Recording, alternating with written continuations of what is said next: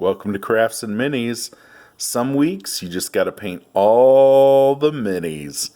This is a recap of my 15th week of doing the hashtag Hobby Streak Challenge, doing a little bit of work in the hobby each and every day, which I document over on Twitter. And I just thank you for checking in this week. I got to put the camera down. I had to zoom out so I could hold it, but I want to put it down so we can get a better look at all the progress this week. Now, this is not normal. If you've been following my hobby streak, you know that not every week is like this, but I just kept going. And I had like almost one full day yesterday to work on a ton of stuff that I got done and finished up some of these and was able to play D&D last night, which was awesome. So that was so much fun. And that really encourages me in the hobby streak too, right? They complement each other. Playing, of course, gives me motivation to work on the hobby of stuff I could possibly put in the game. But as you know, I go with the rule, let the minis be your guide. So what's so cool is like I develop encounters and possibilities based on what miniatures I have. I don't do the reverse. I don't come up with some fantastic idea and then try to find the minis usually. I let the minis be my guide and it works out great. And last night I was able to use some stuff that I had painted up in the Hobby Streak Challenge. And it was so much fun. And today I just want to share with you what I was able to do this week. Now, I don't know where to start exactly, but we're going to have a good old time. So I think I'm going to start over here on the right. These are on large size bases, and they were painted up really quick. And they're from the old Mage Knight game that was on the clickable bases, like HeroClix. And they turned out pretty well. I got 4 of these, I believe, on eBay, all from the same seller, like a lot like this, and I really lucked out. Because Mage Knight figures, even though you can still get them on eBay and some other stores that do reselling of individual miniatures, they're becoming more difficult to get for some of the sculpts. And you just got to keep your eye out. And I got these probably a year or two ago and just glued them to the bases earlier in the summer. And that was during my phase where I was doing just a ton of assembly and basing. And you know what? This winter, it has paid off. Because then I can just put some ground texture on the base and prime them up when the weather cooperates where I'm at. And it worked out really well to have just a whole huge selection of miniatures already assembled and glued to bases to be able to work with this winter. So that was awesome. So 8 of those guys. And then up front here, these guys are terrific. These come 2 to a pack. You get these 2 different styles in a pack from Reaper. And these are lemurs. They're a type of demon in D&D. And you know, I can't just buy 1 pack. So I bought 10 packs at one point over the course of collecting these. I just kept picking these up when I was picking up other stuff in the game store, and it was amazing. Eventually I ended up with 20 of these, which is awesome. And they turned out pretty well. You know, it was a combination of course, washes, because you know I love my washes, and then some highlights and dry brushing too. Because you can see on their bellies, I gave them, you know, a really quick, dirty highlight, and yeah, it all worked out. But those guys are really fun, and they're, I don't know if I want to say versatile, but they're going to be so much fun to throw on the tabletop. They have so much character, and yeah, these are going to be great. So I really like those. If you remember a week before, one of my previous weeks, can't remember which, I painted up 6 wolves. Well, here's a larger size wolf that I put on one of those pill bases that's 50 millimeters by 25 millimeter. And of course, look at the color of those eyes. Red. Sorry about that zoom there. But it worked out pretty well. And of course, when you're painting eyes, like I paint those white first, and then I put the Tamiya red clear coat on there, and that gives them those little like shiny red. And then they're not that size. The eye isn't that size after that step. I have to come back in with the black and line the eye to get them to be the size that I want. Oh, and you know, I'm looking at it now. I didn't paint the teeth. Okay, he's going off to the side. Gonna paint those teeth. See, when you're getting, I think this week I painted 68 miniatures, something like that. When you're painting that many, you might miss a few teeth. Okay, next. This I was really, really excited about. So don't ask me where this is from. It came from Toys R Us. That's the store. When I mean don't ask me where it's from, I don't know which line. This is from some cartoon that had a toy line that was at Toys R Us before it closed, and it was really cool. It's got like these skeleton arms, this really thin head, and the toy itself was like in two parts with this huge gap on its back of where they joined. And so what I did is I used hot glue and pulled it up here as sort of like some corrupted feature. And it already had these spikes all over. And so I just went with it, right? I just think this is like some fantastic, like, arch lich, to wander around. It's on a 60 millimeter base, which is good size, just a tad bigger than 2 inches. And it has been so much fun to work up this character as something totally unique that, you can't just go get off the shelf anymore. And I know I show a lot of out-of-print stuff like these Mage Knight minis and some other things maybe you can't get that easily, but that's part of the fun of this hobby, right, is collecting.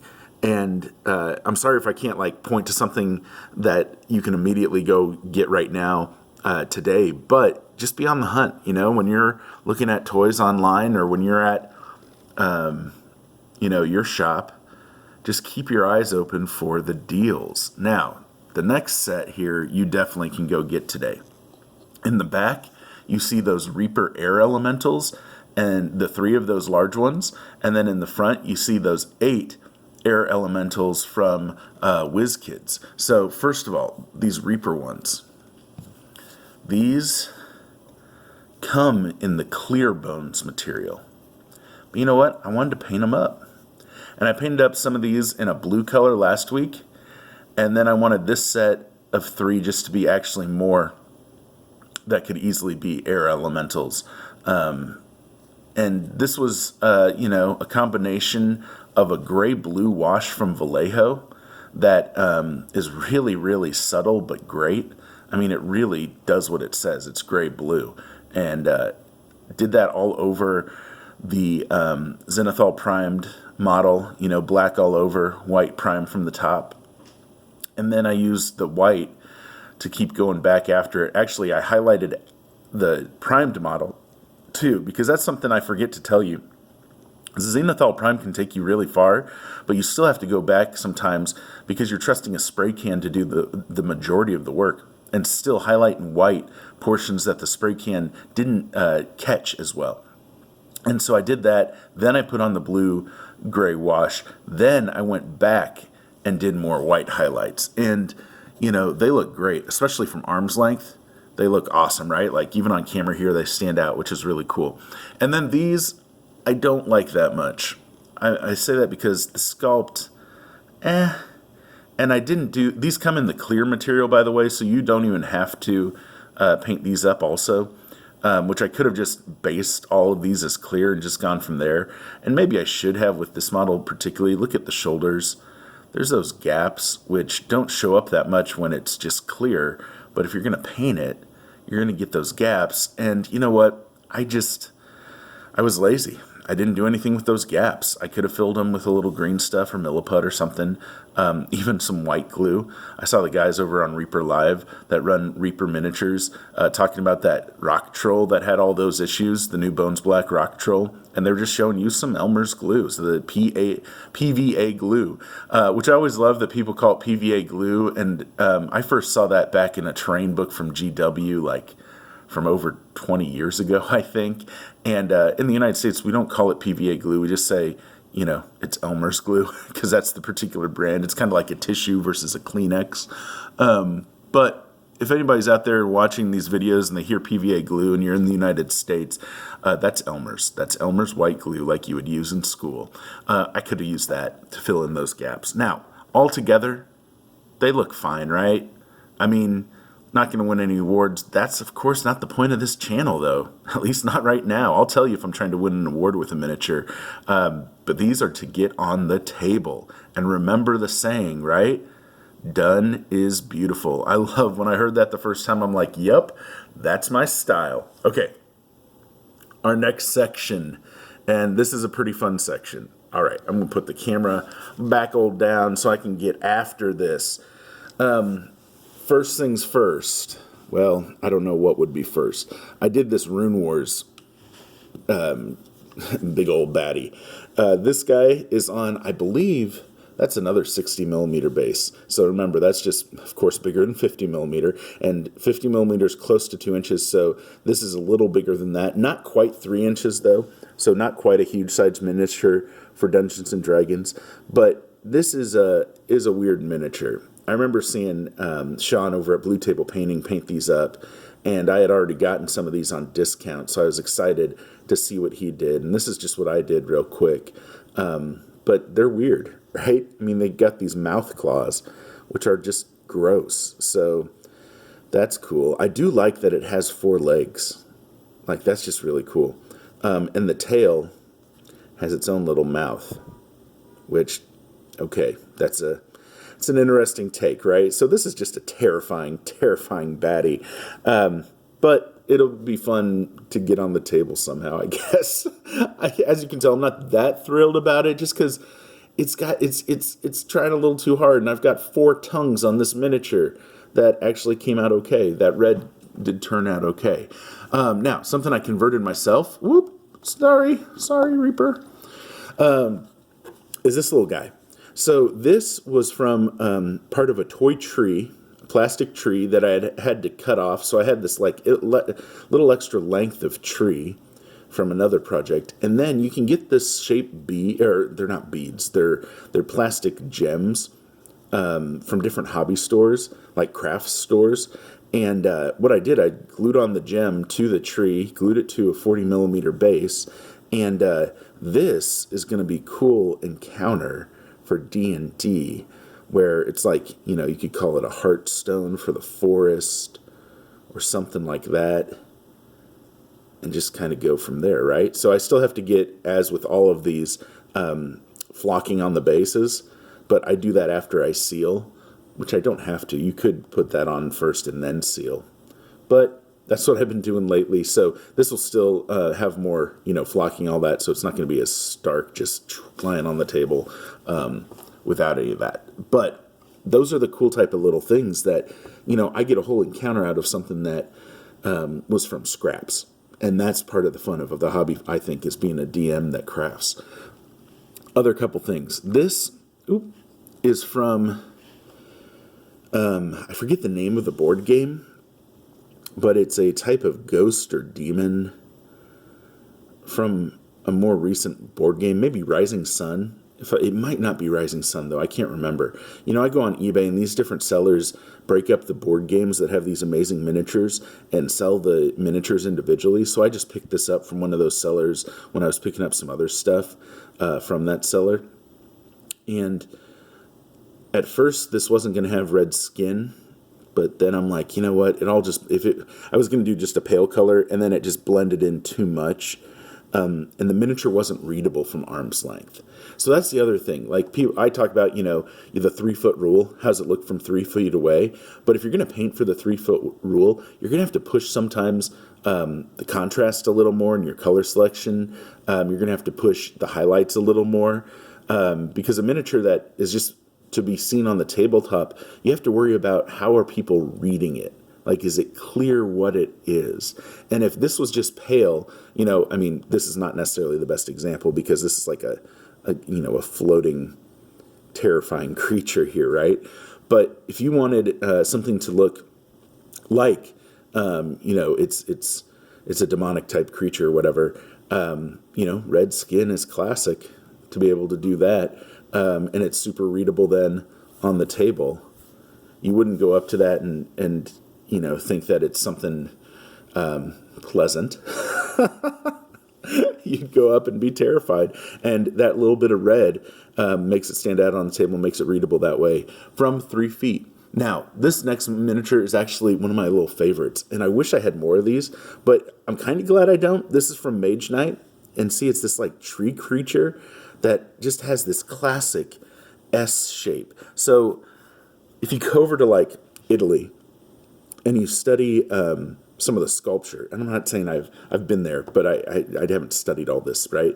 But what they'll talk to you about is this like flowing S that you can see in all sorts of sculptors' work that really transmits this feel of movement and vibrancy to a piece. And this piece has that, right?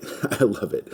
Like one of my favorite sculptors is Kev White at Hassle Free Miniatures. And he really is like, I mean, they're all, and if you can sculpt miniatures, you're an artist. But his work, like, it really does draw upon, classic sculptors and the inspiration there. And I have no idea who sculpted this particularly. This is from Mage Knight. But enough, like, highfalutin reflection. This guy's a tree dude. And he's going to be fun to put on the table. Like, can you imagine that? Like in the forest, all of a sudden this guy pops out. Boom. Is he a baddie? Is he someone you can work with in some capacity? Does he have a little information for your party? What's the deal? Well, I don't know, but, I'm more likely to use him because I like the sculpt. That's the other part of this hobby. If you're collecting to use for the tabletop, get stuff you like. Because if you're just creating encounters and thinking, okay, I got to get, 20 little goblins. Well, why not get goblin sculpts that you like? Because if you like them, you're going to be more likely to use them again and again. And you're going to like them better when they're sitting on your shelf. Because remember, our miniature hobby, we love to dream about using them in games and justify them for, I could use this in a game. The majority of our hobby time-wise is looking at these on a table or on a shelf. And hopefully they spend more time on a shelf painted up than they do in a box. But for most of my miniatures, they've spent way more time in the box, not painted, not assembled. So just consider that. If you're going to collect miniatures, collect stuff that you like. It might sound obvious, but unfortunately it's not. I remember like playing War Machine, and I was getting different sculpts just for my army, just because like they worked in the game that I didn't really care for, And that can happen in any game. I'm not just targeting War Machine. It was just my experience. And that's what's so cool when you kind of open your mind to, wow, I can use miniatures from any line that I like. And I can just go after toys that I like and convert them into miniatures, just like this guy, right?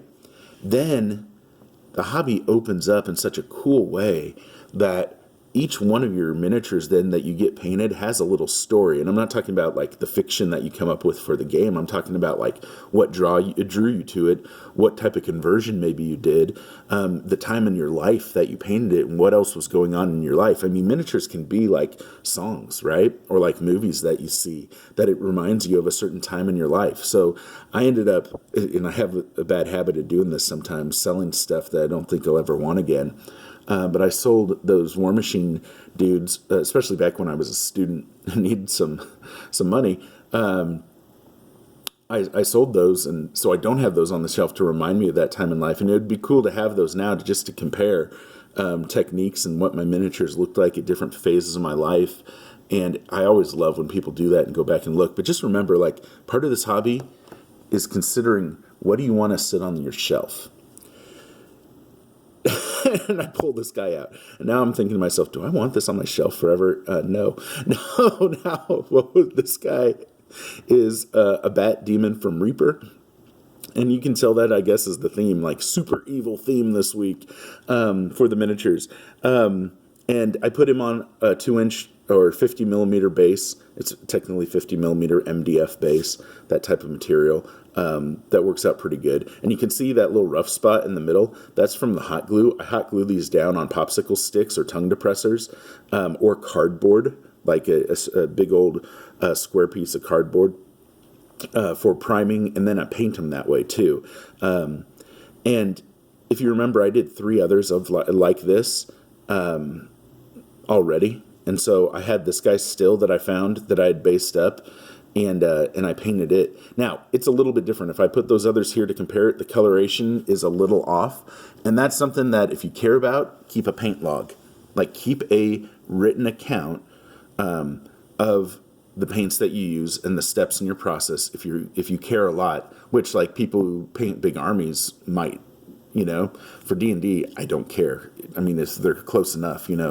Like, we have, of course, different colors of skin tones in the real world. I don't see why big old bat dudes can't have different variations also.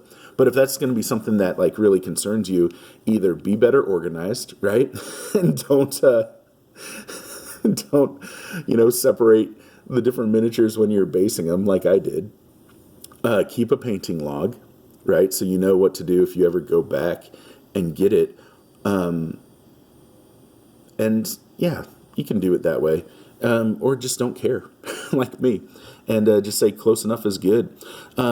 Now, these next folk, I'm actually saving these because I was so proud of them. First of all, I got these 4 big guys that are on 40 millimeter bases, so a little smaller than 2 inches, but they'll count as large size figures. I want to say they're from the Conan board game. I think I got 4 of these from an eBay seller, just like I did that Rising Suns little terrifying redskin creature I did. And I really like these because I was like looking at them, I'm like, ooh, those big ears, right? Oh, those could be like, ooh, goblin ears. Some crazy steroided out goblin. Or what I was kind of going with is more of a vampiric creature, right? Like some feral, huge vampire. What? Yes. And so the reason I'm also thinking that way is because of these. I did 18 of these little guys. I did 4 of the big ones, 18 of these. And what this is if you ever go and watch some of the old videos from Miniature Mashup from Dave over there, check out when he uses Handful of Heroes from Marvel.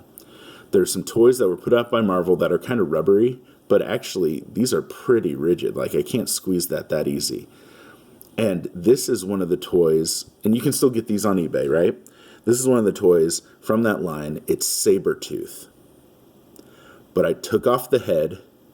Now that I'm telling you it's Sabretooth, you can tell, right? Like, you see this fur collar around here. I took off the head and put on these GW heads from the, I don't know, they used to be called Vampire Counts. And they're from their big bat guys. And so they've got those huge ears too. And this is what's so fun about collecting, right? I took this miniature from Conan, this miniature from Handful of Heroes. It's not even supposed to be like a gaming miniature. The head from Vampire Counts, the big vampire dudes. And now, by giving them a similar paint scheme, boom, they work together. So now I got 18 of the medium-sized guys, 4 of the large ones. That is going to be some crazy encounter someday, which is awesome. And I tried something a little different on these. So I had 18 of these medium-sized ones, all painted up at different stages. And I got 5 to where I thought, okay, this is pretty much done. And they were that brownish red color with the shade and all this, but they just didn't read that well. Like, it just looked like a big, same color miniature. So what I did, and I think it comes off okay on the camera, and I'm relatively happy with it. I think I need to be a little more discerning in my application of it.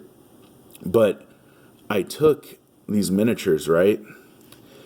And instead of just leaving them brown, which you could see from beneath what that would look like.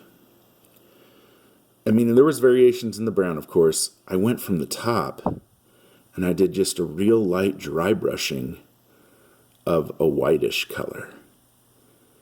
And so on the heads and the shoulders and on the upper arms, you get that white color, and it just made them, and then I went back and did the larger guys with that too, and it just made them pop a little bit. And again, now they're readable from 3 feet. You don't have to go up real close to say, okay, what does that look like? Oh no, from 3 feet, you can tell, oh, those guys got some nasty, nasty teeth, some nasty ears that look a little vicious. So that was that. Here we go. All together, thanks for putting up with me. I just have a blast sharing this weekly progress with you all. And I'm so excited. We passed 300 subscribers on the channel this week, which thank you, thank you, thank you. I'm not in this. Well, we all say it. Let me be truthful. I love getting new subscribers. I check every day what the count's at. That's just part of the fun.